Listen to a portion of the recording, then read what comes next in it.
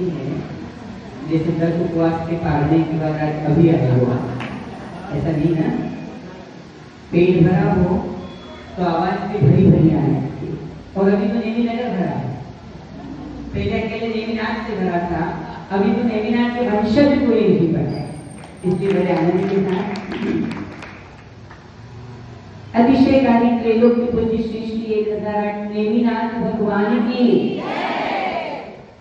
सप्त भयभंजक केवल्य कमलाधिपति श्री श्री 1008 मुनि सुब्रतनाथ भगवान की बचे हुए सभी भगवान की परम पूज्य संत श्रोवणी आचार्य भगवान गुरुवर श्री विद्यासागर जी महाराज की समाधिस्थ गणाचार्य आचार्य भगवान श्री विराज सागर जी महाराज की परम पूज्य विद्याकुल वैभव आचार्य श्री समय सागर जी महाराज की पट्टाचार्य श्रवणाचार्य श्री विशुद्ध सागर जी महाराज की सारस्वत आशु कवि परम वंदनीय आचार्य भगवान श्री विभव सागर जी महाराज की वंदनीय मुनि संघ की वंदनीय आरिका संघ की श्रीमद जैन धर्म की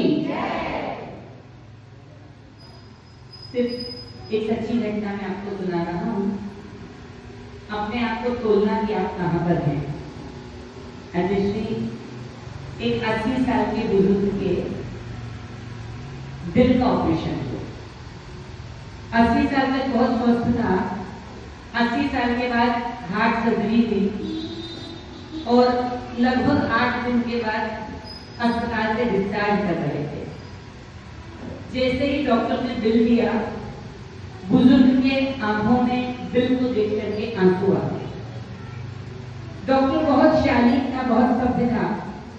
उन्होंने कहा कि महोदय, आपके लिए दुखी होना, रोना ठीक नहीं है।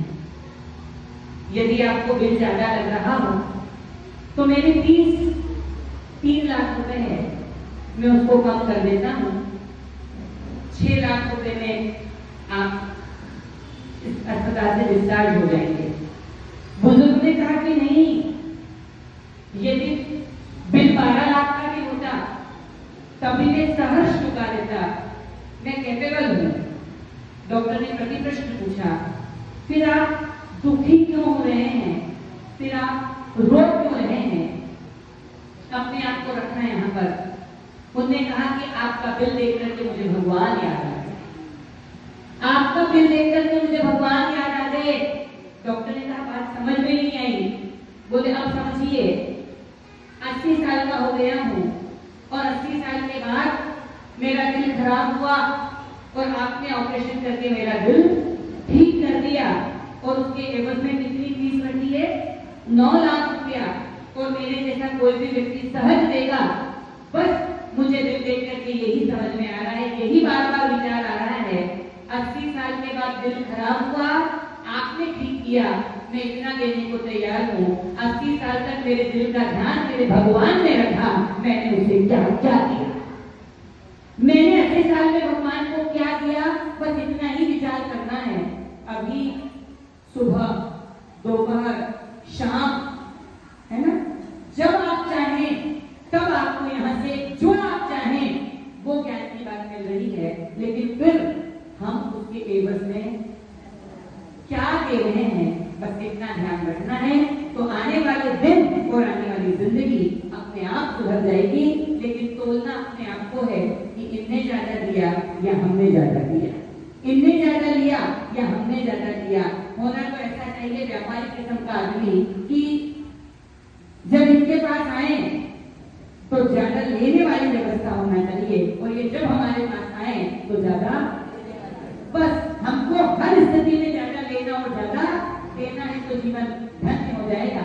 आचार्य भगवान से एक प्रार्थना, एक निवेदन, एक याचना, एक अपेक्षा और एक आकांक्षा है कि आपके परम आशीर्वाद से, आचार्य भगवान के परम आशीर्वाद से और हमारे सकल देव समाज के पुण्य से हमको युगल कुलभूषण देवभूषण जैसे मुनिराज मिल रहे हैं।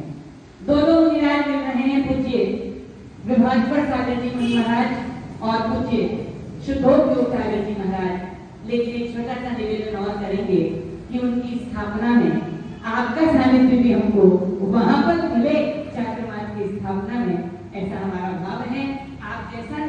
करेंगे, आप जैसा संयोजित करेंगे सारा आयोजन अनुष्ठान हम वैसा ही करने की कोशिश करेंगे। लेकिन एक भाव है कि आपके सानिध्य में ही दोनों आपके संघस्थ और आपके शिष्य दोनों की स्थापना का कार्यक्रम हम कर सकें, ऐसा भाव आशीर्वाद दें कि हम अपनी परीक्षा में पास हों और अच्छे नंबरों से, क्योंकि पास तो गधे भी हो जाते हैं।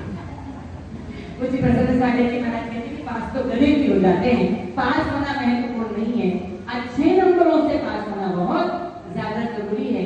और आज के सब लोग जानते हैं कि अच्छे कितने होते हैं, 95 में माताएं संतुष्ट नहीं है, 97 में संतुष्ट नहीं है, उनको तो 99.9 चाहिए।